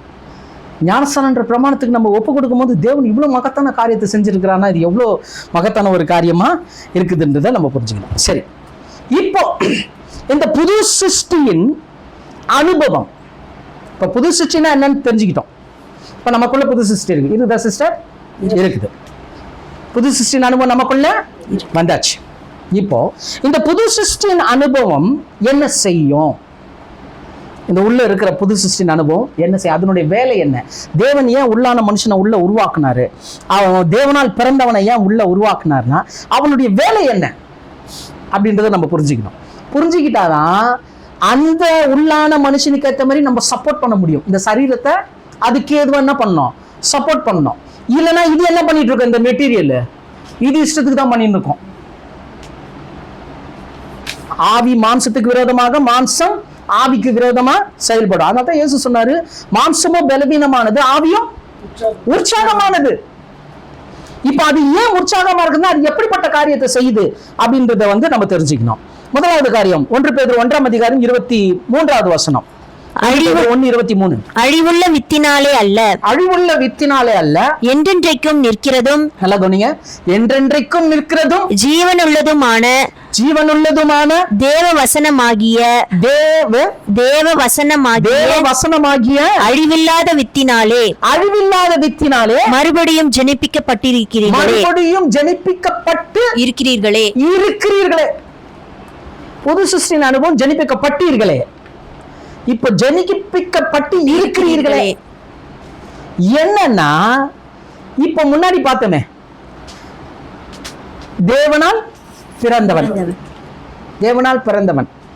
இப்போ இந்த தேவனால் பிறந்தவன் அப்படின்னு சொல்லும் போது அது இன்னொரு வசனம் கூட வாசிங்க சிஸ்டர். 1 யோவான் 3:9 கூட வாசித்துருங்க. அந்த வித்துக்கு அவங்க விளக்கம் கொடுக்கறாங்க பாருங்க. தேவனால் பிறந்த எவனும் பாவம் செய்யான். தேவனால் பிறந்த எவனும் பாவம் செய்யான். பாவம் செய்யான். ஏனெனில் அவருடைய வித்து அவனுக்குள் தரித்திருக்கிறது. அவருடைய வித்து அவனுக்குள் தரித்திருக்கிறது. அவன் தேவனால் பிறந்தபடியினால் பாவம் செய்ய மாட்டான். இப்போ லிட்டரலா எடுத்துங்க. இதுல எழுதியிருக்கிற அந்த ஒரிஜினல் ஃபேக்ட், பிப்ளிக்கல் ஃபேக்ட் என்னன்னா எதை சொல்லுது? பாவம் செய்யான் அப்படின்னு எதை சொல்லுது? சரீரத்தை சொல்லுதா, உள்ள இருக்கிறது சொல்லுதா? உள்ளான மனுஷன் சொல்லுது. இதுல கூட ஒரு விஷயம் இருக்குது. இங்க பாவம் செய்யான், பாவங்கள் செய்யான்னு வரல. நம்ம ஆல்ரெடி பார்த்திருக்கிறோம், யாருக்குன்னு நான் சொல்லி இருக்கிறேன். அது பாவம், பாவங்கள், சின், சின்ஸ். இங்கிலீஷ்ல எடுத்தீங்கன்னா சின்னு தான் வராங்க, சிங்குலர்ல தான் வரும். சின் அப்படின்னா the root of sin, சின்ஸ்னா the fruits of sin. அதாவது பாவம்னு எங்க வருதோ அது வேற குறிக்கும், பாவங்கள்னு எப்படி வருதோ அந்த வேர்ல இருந்து வரக்கூடிய கனிகளை குறிக்கும். உதாரணத்துக்கு சொல்லணும்னா, இதோ உலகத்தின் பாவங்களை சுமந்து தீர்த்த தேவாட்டுக்குட்டியா, இல்ல உலகத்தின் பாவத்தை சுமக்கிற தேவாட்டுக்குட்டியா? பாவத்தை தான் வருவாங்க, பாவங்களின் வராது. ஏன்னா இயேசு வேற எடுக்க வந்தார். இயேசு எதை எடுக்க வந்தாரு? வேற எடுக்க வந்தார். இப்போ தேவனால் பிறந்தவன் பாவம் செய்யான்னா அந்த வேர், அந்த வேருக்கு உட்பட மாட்டோம். எப்படி உட்பட மாட்டோம்னா தேவனை மறுதலிக்க மாட்டோம். பாவம்னா இன்னைக்கு எல்லாரும் வேற வேற மாதிரி எல்லாம் நினைச்சுக்கிறீங்க, அதெல்லாம் பாவங்கள். உதாரணத்துக்கு பாவங்கள்னா என்னன்னா, போதை வஸ்துக்களை பயன்படுத்துறது, வேசித்தனம் பண்றது, டிவி பார்க்கறது, சீரியல் பார்க்கறது, திட்டுறது, ஓடுறது எல்லாமே பாவங்கள். பாவத்தின் சம்பளம் மரணம். ஆதாம் இதெல்லாம் செஞ்சாரா? நம்ம லிஸ்ட் போட்டதெல்லாம் ஆதாம் செஞ்சாரா? இல்ல, ஒன்னே தான் செஞ்சாரு, கீழ்ப்படியாம. அதான் ரூட்டு, அதான் வேறு. அத தேவனால் பிறந்தவன் செய்ய மாட்டான். இப்ப நல்ல நம்மளுக்கு ஒரு கேள்வி கேட்டுக்கலாம். இப்போ தேவன் 1000 கால அரசாட்சியில இப்போ இயேசு முகமுகமா பார்த்து தேவனுடைய மகிமைக்குள்ள இருந்து இப்போ மறுபடியும் நம்ம விழுறதுக்கு வாய்ப்பு இருக்குதா? ஏன்னா மெட்டீரியல் இல்லை. மெட்டீரியல் தான் பிரச்சனை, சரீரம் தான் பிரச்சனை. இயேசு பாரு எவ்வளவு ஞானமா செஞ்சுக்கிறாரு தேவன். அங்க ஆதாம் விழுந்தது மெட்டீரியல் தான் மெயின். இப்போ நம்மள ஆவியில ஜனிப்பித்து உள்ளான ரீதியில மாத்தினால இங்க மெட்டீரியல் இல்லை, இங்க தேவனுடைய ஆவியில இருக்கிறதுனால விழுறதுக்கு வாய்ப்பு இல்லை. அதனால தான் ஆணித்தனமா வசனம் சொல்லுது, தேவனால் பிறந்தவன் பாவம் செய்யான். அது வாசிங் சிஸ்டர். ஏனெனில் அவருடைய வித்து அவனுக்குள் தரித்திருக்கிறது. அவன் தேவனால் பிறந்தபடியினால் பாவம் செய்ய மாட்டான். இதோட அங்கீகாரம் வேற எதுவுமே கிடையாது. பாவம் செய்ய மாட்டான், பாவம் செய்யான். எவ்வளவு அப்படிங்குது? பாவம் செய்ய மாட்டான். ஏன்னா செய்ய முடியாது. ஏன்னா வித்து தேவனுடைய வித்து. அதுதான் முந்தின வசனத்துல பார்த்தோம், தேவ வசனமாகிய அழிவில்லாத வித்து. இப்போ உங்களுக்கும் எனக்கும் இப்ப நமக்கு ஒரு எனர்ஜி வேணும்னா, சரீரத்துக்கு எனர்ஜி வேணும்னா ஆகாரம், ஆவிக்குரிய மனுஷனுக்கு எனர்ஜி வேணும்னா தேவனுடைய வசனம். இப்போ அதனால தான் நமக்கு சத்தியத்தை கேட்கறதுல வாஞ்ச, வசனத்தின் மேல வாஞ்ச, உபதேசிக்கிறதுக்கு ஆசைப்படுறோம். சத்திய வசனம் பிரச்சனை ரொம்ப போராட்டம் இருக்குது. ரொம்ப நேற்று தினத்துல கூட, முந்த நேரத்துல கூட ஒரு சகோதரி ஒருத்தர் ஃபோன் பண்ணாங்க. தன்னுடைய அவங்க கணவர் ரொம்ப சீரியஸான நிலையில ஒரு இந்த கேன்சர்னால, லங்ஸ் கேன்சர்னால ரொம்ப கிரிட்டிக்கல் சிச்சுவேஷனில் அவரை ஒரு ஆப்ரேஷன் பண்ணணும். அந்த ஆப்ரேஷனுக்கு செய்யறதுக்கு கூட அவருடைய உடம்பு கெப்பாசிட்டி இல்லை, அவருடைய பிழைக்கிறதுக்கு வாய்ப்பு இல்லை அப்படின்ற ஒரு கண்டிஷனில் தான். நான் என்னுடைய சொந்தக்காரங்க தான், ரோமன் கத்தோலிக்கர் சேர்ந்தவங்க தான், என்னுடைய நெருங்கிய உறவு தான். ஆனால் அவங்கெல்லாம் இந்த மாதிரி கன்வெர்ட் ஆகலை. இப்போ பிரச்சனை பெருசானதுனால அவங்க என்கிட்ட ஒரு மாதிரி குழஞ்சு சொல்கிறாங்க, இப்படி ஆயிடுச்சு, ஒரு ஆப்ஷன் நீங்கள் ஜெபம் பண்ணுங்க, ஜபிக்க சொல்லுங்க, ஏதாவது நடக்குதா அப்படின்னு பார்க்கலான்னு ஜபிக்க சொன்னாங்க. நேற்று நாங்கள் குழுவிலெல்லாம் சொல்லி எல்லாரும் ஜெபம் பண்ணோம். நேற்றைய தினத்தில் நான் ஒன்றும் ஃபோன் பண்ணல, அங்கே உங்ககிட்ட இருந்து எந்த ஃபோனும் வரல. இன்னைக்கு மதியானம் எனக்கே தோணுச்சு, சரி நம்ம கேட்கலாம் என்ன சுச்சுவேஷன் சொல்லி கேட்கலாம், ஆப்ரேஷன் பண்ணாங்களா, என்ன ஆச்சு ஏதாச்சு அப்படின்னு சொல்லிட்டு கேட்கலான்னு சொல்லிட்டு ஃபோன் பண்ணி கேட்டேன். அவங்க சொன்னாங்க டிஸ்சார்ஜ் ஆகி வீட்டுக்கு வந்துட்டோம். அது சொல்லவே இல்லை. டிஸ்சார்ஜ் ஆகி வீட்டுக்கு வந்துட்டோம். ட்ரீட்மெண்ட்டு, அதாவது அவருக்கு இந்த ஆப்ரேஷன் பண்ண தேவையில்ல, அவருக்கு கொஞ்சம் ஏதோ ஒரு பண்ணியிருக்கிறாங்க போல, ஏதோ ஒரு இன்ஜெக்ஷன் பண்ணும்போது அது நார்மல் ஆகிட்டுக்குது, அப்நார்மல் போல் நார்மல் ஆகிட்டுக்குது. எந்த அளவுக்கு நார்மல் ஆகிட்டுக்குதுன்னா அவரே சொன்னாராம், எனக்கு ட்ரீட்மெண்ட்டு வீட்டிலேருந்தே நான் பார்த்துக்கிறேன், இந்த ட்ரீட்மெண்ட்டே கொடுங்க. ஏதோ ஒரு டெஸ்ட் பண்ணியிருக்கிறாங்க ஒரு ட்ரீட்மெண்ட்டு, அதில் கிளிக் ஆகிடுச்சு அவருக்கு, அந்த கேன்சரை ஈஸியாக எடுத்துடலாம் அப்படின்னு சொல்லிட்டு ஒரு நல்ல ஹோப் கொடுத்தாங்க. நல்ல ஒரு சூழ்நிலேருந்து வீட்டுக்கு வந்துட்டாங்க. இப்போ மதியானம் ஃபோன் பண்ணும்போது அவங்க சொல்கிறாங்க வீட்டுக்கு வந்து ஜெபம் பண்ணுங்க, வீட்டுக்கு வந்து ஜெபம் பண்ணுங்கன்னு கூப்பிட்டாங்க. ஸோ இதெல்லாம் எப்படி நடக்குது? இதெல்லாம் எப்படி நடக்குதுன்னா நல்லா புரிஞ்சுங்க, அந்த வேத வசனம் நமக்குள்ளே இருக்கிறதுனால நம்முடைய வார்த்தையை தேவனுடைய வார்த்தையாக மாறிடுது. புரியுதுங்களா? நம்முடைய வார்த்தை தேவன். அதனால தான் நல்ல அறிக்கைகளை இடணும்னு சொல்கிறோம், நல்ல வார்த்தைகளை பேசணும்னு சொல்கிறோம். அவ்வளோதான் முடிஞ்சு போச்சு கதை, இது அப்படி தான் இருக்கும் பொழுதுனா அப்படி தான் இருப்பீங்க. ஏன்னா வார்த்தையினுடைய வல்லமை, உங்கள் வார்த்தைக்கு வல்லமை இருக்குது. எல்லாமே ஒழிஞ்சு போச்சு, எதுவுமே சரியில்லை, கர்த்தர் என்னை விட மாட்டார், நான் மேலே போயிட்டே தான் இருப்பேன், கண்டிப்பாக போவேன். அதை தடுக்க யாராலையும் முடியாது. ஏன்னா உனக்குள் இருக்கிறவர் பெரியவர், அப்போ வேத வசனமாகிய அந்த வித்து உள்ள இருக்குது. அதனால தான் வசனத்தின் மீது நம்மளுக்கு என்ன வருதுங்க, ஒரு வாஞ்சை வருது. புரியுதுங்களா? ஏன் சில நேரத்தில் சில மெசேஜ் எல்லாம் ஏன் நம்மளுக்கு ஒரு மாதிரி இருக்குது, பெருசா எதிர்பார்த்துன்னு போனா அங்க ஒண்ணுமே இல்லை, ஏன் ஒரு மாதிரி எதிர்க்குங்க அப்படின்னு ஏன் ஒரு மாதிரி ஒரு விரக்தி வருதுன்னா உள்ள இருக்கிறது நிறைய கேட்குது. ஆல்ரெடி வசனத்துல கொஞ்சம் கொஞ்சமா வளர்ந்து பெரிய லெவல்ல இருக்கிறோம். இப்போ வெளியில வரக்கூடிய செய்தியெல்லாம் அந்த இதுதான் கேட்குது. ஆத்துமத்துக்குள்ள அந்த தாகத்தை நிறைவேற்றுற மாதிரி இருக்கணும். அதில் தான் நிறைய செய்திகள் எல்லாம் நம்மளால என்ன பண்ண முடியல, ஆங்கு செய்ய முடியல. அப்போ நல்ல வார்த்தையை கேட்கும்போது இந்த ஆத்மா என்ன ஆகுதுங்க, உள்ளுக்குள்ள அந்த வார்த்தை விழ விழ விழ புஷ்டி ஆகி இந்த சரீரத்தின் செய்களை மேற்கொள்ள முடியும் அப்படின்னு ஒரு நம்பிக்கை வருது. மகிமையின் நம்பிக்கையை அவர் கொடுக்கிறார். அதனால புது சிருஷ்டியின் அனுபவம், அந்த தரம் என்ன, அந்த உள்ளான மனுஷன் என்ன செய்யறான்னா அழிவில்லாத வித்தினால் உண்டாக்கப்பட்டிருக்கிறான், வசனத்தின் மேல வாஞ்சியை நமக்கு கொடுக்கிறான். மூன்றாவது என்னன்னு பாத்தீங்கன்னா யாக்கோபு 1:18 வாசிங்க. அவர் சித்தம் கொண்டு தம்முடைய சிருஷ்டிகளில் நாம் முதற்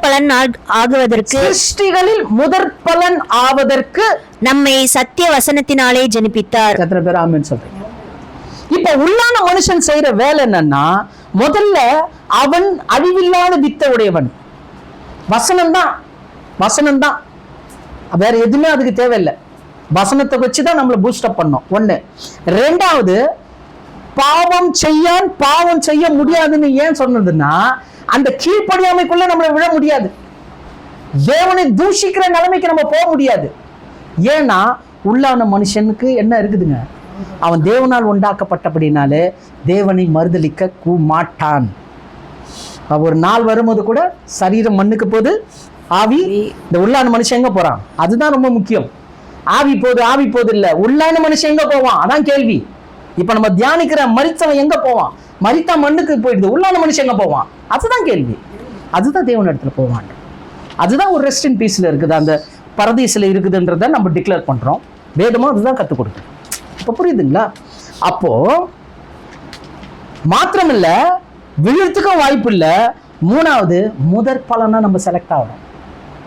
இப்போ நல்லா கவனிங்க, உள்ளான ரீதியில கிறிஸ்துவை தரித்து கொண்டு புதிய மனுஷனா இருக்கிறவன் புறமான மனுஷன் இந்த மெட்டீரியல் போன உடனே முழுக்க எதுக்கு பாத்திரவானா மாறிட்டான், முதற் பலனாவதற்கு, பரலோக ராஜ்யத்துல முதற் பலனாவதற்கு. அப்போ பாருங்க, இந்த புது சிருஷ்டியின் அனுபவம் எவ்வளவு முக்கியத்துவம் பாருங்க.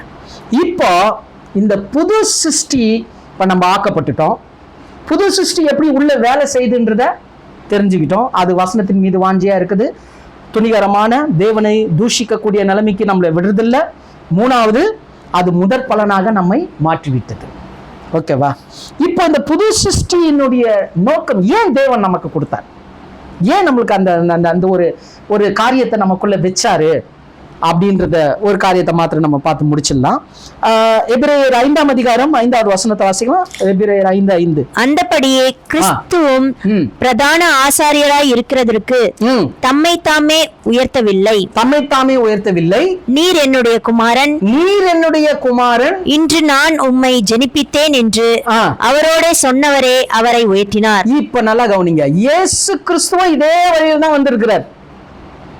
இப்ப இயேசு என்னவா இருக்கிறார்? பரலோகத்துல மகா பிரதான ஆசாரியரா இருக்கிறார். அந்த நிலைப்பாட்டுக்கு அவர் போறதுக்கு என்ன காரணம்னா, இந்த அவர் யோர்தான்ல இறங்கும் போது ஒரு வசனம் வார்த்தை வந்தது பாருங்க, இவர் என் நேசகுமாரன், இவரில் பிரியமா இருக்கிறேன்னு அவர் ஜெனிப்பித்தார். அந்த ஞானஸ்தானத்தின் மூலமா இயேசு ஏன் ஞானஸ்தானம் எடுத்தார்னா, மனம் திரும்ப வேண்டிய அவசியம் இல்லை, ஆனா மாற்றம் வரணும். அந்த புது சிருஷ்டியினுடைய மாற்றத்துக்கு நம்ம வரணும்ன்றத ரோல் மாடலா அங்க காமிச்சாரு. இல்லைன்னா எவனுமே ஞானஸ்தானம் எடுத்துக்க மாட்டான். இயேசு ஞானஸ்தானம் எடுத்தாரான்னு கேள்வி கேட்போம் நம்ம. ஆனால் தான் இயேசு ஞானஸ்தானம் எடுத்தார். திருமுழுக்கு தான் எடுத்தாரு. சும்மா தலையில எல்லாம் தண்ணி ஊற்றுறது, ஸ்ப்ரிங்க்லிங் வாட்டர்லாம் கிடையாது. முழுக்கு ஞானஸ்தானத்தை இயேசு எடுத்தார். இப்போ அவர் எடுத்ததுனால எல்லா நீதியும் நிறைவேற்றினார். தேவன் என்ன சொன்னாரு? இவரின் நேசகுமாரன், இவரினால் பிரியமான. இப்போ இயேசு தேவனுடைய குமாரனா மாறினதுனால ஏவன் அவரை ஜெனிப்பித்து மகா பிரதான ஆசாரியரா பரலோகத்துல உட்கார வச்சுட்டார். இப்போ பிரதான ஆசாரி இருந்தா கூட யார் இருக்கணும்? பிரதான ஆசாரிக்கு கீழே யார் இருக்கணும்? ஆசாரியர்கள் இருக்கணும். இப்ப நம்ம யாரு? ராஜாக்களும் ஆசாரியர். நம்ம தான் ராஜரீக ஆசாரிய கூட்ட. வசனம் வாசிக்க தேவையில்ல. 1 பேதுரு 2ஆம் அதிகாரம் 9வது வசனத்தை நீங்க வாசித்து பாத்தீங்கன்னா, நீங்களும் நானும் ஆசாரிய கூட்டமா இருக்கிறோம். ஏன்னா நாமும் தேவனுடைய பிள்ளைகளாகும்படி அதிகாரத்தை பெற்று இருக்கிறோம். கிறிஸ்து இயேசுவினால ஜெனிப்பிக்கப்பட்டிருக்கிறோம். இயேசுவும் அது அந்த ஜெனிப்பிக்கப்பட்ட நிலைமையில இருந்தனால்தான் மகா பிரதான ஆசாரியரா இருக்கிறாரு, தேவனுடைய குமாரனா இருக்கிறாரு. நீங்களும் நானும் தேவனுடைய குமாரராக மாற்றப்பட்டு கிறிஸ்துவால் ஜெனிப்பிக்கப்பட்டதுனால மகா பிரதான ஆசாரிக்கு கீழே ஆசாரியர்களா இருக்கிறோம். இதுதான் கிறிஸ்துவின் சந்ததி. எல்லாரும் என்னவா மாறணும்? தேவனுக்கு ஆசாரியத்துவத்தை நம்ம செய்கிறவங்களா நம்ம மாறணும். அதனால்தான் குடும்பம் ரொம்ப முக்கியம். சிலர்லாம் பார்த்துருக்குறேன், வாய்க்கிழிய சத்தியம் பேசுவாங்க, ஆனால் குடும்பத்துக்கு சத்தியத்தை சொல்லியிருக்க மாட்டாங்க. அது அது அது இந்த சத்தியத்தெல்லாம் வச்சு பார்த்தா அது ஒவ்வாது. ஏன்னா ஒரு ஆசாரியன் நெக்ஸ்ட் யார் வரணும்? தேவன் சொன்னாரு, ஆரோனையும் அவன் குமாரனையும் ஆசாரியத்துவத்துக்கு அபிஷேகம் பண்ணுனாரு. இப்போ இந்த குடும்பத்துல தலைவர் ஆசாரியரா இருக்கிறாரு, நெக்ஸ்ட் அவருடைய குமாரர் ஆசிரியரா இருக்கிறார், நெக்ஸ்ட் பிள்ளைகள் என்னவா இருக்கணும்? ஆசாரியரா இருக்கணும். உள்ளான ரீதியில அந்த காரியத்தை கற்றுக் கொடுங்க. உனக்குள்ள ஒரு புது சிருஷ்டின் அனுபவம் இருக்குது. தேவன் உன்னை மாற்றுவாரு. சில விஷயங்களை சொல்லும் போது அந்த உள்ளான காரியத்தை சொல்லுங்க. நம்ம தேவனுடைய ஜனங்கள், தேவனால் தெரிந்து கொள்ளப்பட்ட ஜனங்கள், கிறிஸ்துவுக்கு கீழே ஊழியம் செய்கிற ஜனங்கள். இதை நம்ம பிள்ளைங்களுக்கு கற்றுக் கொடுக்கணும். இந்த காரியத்தை கற்றுக் கொடுக்கும்பொழுது தான் அவர்கள் அந்த வளர்ச்சிக்குள்ளாக வருவதற்கு மிகவும் பிரயோஜனம் உள்ளதாக இருக்கும். வாசிங்க ரோமர் 12ஆம் அதிகாரம் 1-2 கூட வாசிங்க. அப்படி இருக்க சகோதரரே, நீங்கள் உங்கள் சரீரங்களை பரிசுத்தமும் தேவனுக்கு பிரியமுமான ஜீவ பலியாக ஒப்பு கொடுக்க வேண்டும் என்று தேவனுடைய இரக்கங்களை முன்னிட்டு உங்களை வேண்டிக் கொள்ளுகிறேன். இதுவே நீங்கள் செய்யத்தக்க புத்தியுள்ள ஆராதனை. இதுதான் புத்தியுள்ள ஆராதனை. நீங்கள் இந்த பிரபஞ்சத்திற்கு ஒத்த வேஷம் தெரியாமல் தேவனுடைய நன்மையும் பிரியமும் பரிபூர்ணமுமான சித்தம் இன்னதென்று பகுத்தறியத்தக்கதாக உங்கள் மனம் புதிதாகிறதினாலே மறுரூபம் ஆகுங்கள். மனம் புதிதாக்கப்படணும், ஜீவ பலியா ஒப்பு கொடுக்கணும். புரியுதுங்களா? ஒவ்வொரு நாளும் இது நடக்கணும். நாம என்ன பண்ண அந்த சரீரத்தை, ஏன்னா இந்த சரீரம் எதுக்கு விரோதமா செயல்படுது? புதிய சிருஷ்டிக்கு அகைன்ஸ்டா செயல்படும் போது இந்த சரீரத்தை என்ன பண்ணிடணும்? ஒவ்வொரு நாளும், ஒவ்வொரு இரவும், ஒவ்வொரு காலையும், ஒவ்வொரு நேரம் சமயம் வாய்க்கும் போதெல்லாம் இந்த சரீரத்தை ஒப்பு கொடுத்துக்கிட்டே இருக்கணும். ஆண்டவரே நான் என்ன ஒப்பு கொடுக்குறேன். ஏன்னா கொஞ்சம் அசந்தா கூட இது உள்ளான மனுஷனுக்கு எதிர்மறையா என்ன பண்ணிது? செயல்பட ஆரம்பிச்சிருது. இதுல இருந்து என்ன பண்ணுங்க? விடுவித்துக்கொள்ளுங்க. ஜெபிக்கணும். ஜெபிக்கும் பொழுது மாற்றம் வரும். புரியுதுங்களா? முதல்ல மாற்றத்தை நம்ம விரும்பணும். நான் மாறணும் அப்படின்ற விருப்பம் நமக்குள்ளே இருக்கணும். அதுக்கப்புறம் அந்த விருப்பத்தினுடைய ஜபத்தை நம்ம செய்யும் போது தேவனே மாற்றத்தை கொடுப்பார். நமக்குள்ள மாற்றம் வந்துச்சுன்னா சுற்றி இருக்கிறது எல்லாமே மாறிடும். எல்லாமே மாறிடும். பிரச்சனைகள் எல்லாம் மாறிடும். செஞ்சு பாருங்க. ஏன்னா இது தேவனுடைய நோக்கம், திட்டம், அழைப்பு. புரியுதுங்களா? இது தேவனுடைய நோக்கம், திட்டம், அழைப்பு. அதனால சகோதர சகோதரி, இன்னைக்கு நம்ம கர்த்தர் நமக்கு புது சிருஷ்டியின் அனுபவத்தை குடும்பமாய் நாம் அறிந்து கொள்ளும்படி தேவன் கிருபை செஞ்சிருக்கிறார். எவ்வளோ பெரிய காரியம் பாருங்க. இது சத்தியம். இவ்வளோ வசனத்தை பார்த்தோமே, இன்னும் இருக்குது, ஸ்கிப் பண்ணியாச்சு, டைம் இல்லை. இவ்வளோ காரியங்களை நம்ம பார்த்தோமே. இப்போ இதனுடைய நோக்கம் என்னன்னா, ஆதாமுக்குள்ள நம்ம இருந்தோம், இப்போ கிறிஸ்துவுக்குள்ள இருக்கிறோம். இன்னும் புரியுற மாதிரி சொல்லணும்னா, இந்த சரீரம் ஆதாமுக்குள்ள இருக்குது, உள்ளான மனுஷன் கிறிஸ்துவுக்குள்ளாக இருக்கிறான். தான் ஃபைனல் கன்க்ளூஷன். உள்ளான மனுஷன் கிறிஸ்துவுக்குள்ள இருக்கிறான், மெட்டீரியல் ஆதாமுக்குள்ள இருக்குது. அப்போ உங்களுடைய நடக்க, உங்களுடைய பேச்சு, உங்களுடைய செயல்கள், எண்ணம்லாம் எப்படி இருக்கணும் இனி யோசிக்கணும். இனிமே எதுக்கு நம்ம முதலிடம் கொடுக்க போறோம்? ஜபம் மாறிடுங்க. ஜபம் மாறிடும். இவ்வளவு வரைக்கும் என்ன பண்ண, ஆண்டவரே நான் மாறணும் மாறணும் மாறணும், மாத்துங்க. உனக்குள்ள ஒரு மாற்றத்தை நான் வச்சிருக்கிறேன். அந்த மாற்றத்தை விரும்பு, அதுக்கேற்ற மாதிரி வாழு, கீழ்ப்படி, மாறும். தேவன் மாத்திடுவார். இதுல விழுந்தாலும், அதனால தான் வசனம் சொல்லுது. நல்ல அது ஒரே ஒரு வசனம் மாத்திரம் வாசல சிஸ்டர், அதுல இருக்காது. ரோமர் 8ஆம் அதிகாரம் 37, 38, 39 வாசிங்களேன்.